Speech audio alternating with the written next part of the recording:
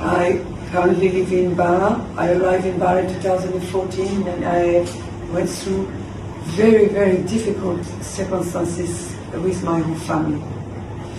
And I wanted to thank CCPO as well as DPO and the other officers who went to rescue us, and they took us out in a very difficult situation, and they were very efficient. And I have to be grateful for the help for our life. Very, very difficult. We went through really, really bad times since 2014. So I'm so grateful that you guys helped us. I'm deeply grateful.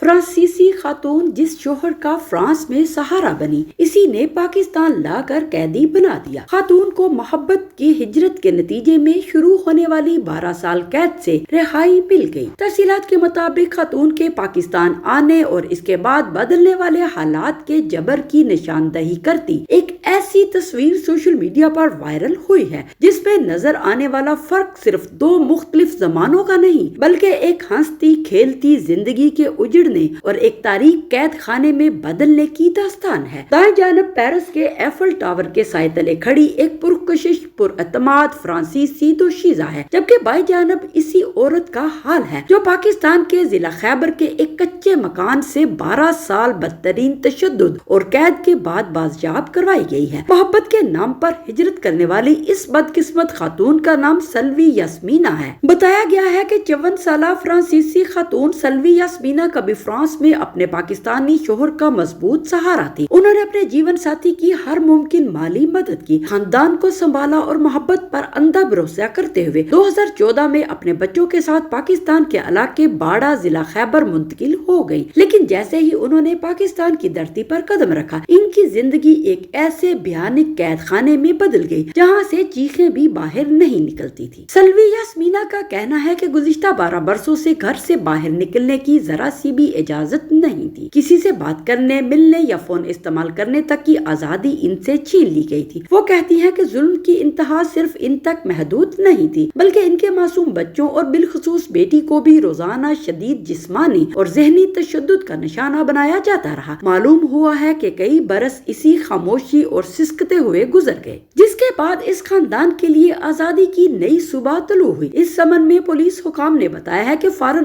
Office यानी वजारत खारजा की वसातत से फ्रांसीसी सफारत खाने को एक सरकारी मरासला इरसाल कर दिया गया है, ताकि इनकी बावकार वतन वापसी को यकीनी बनाया जा सके।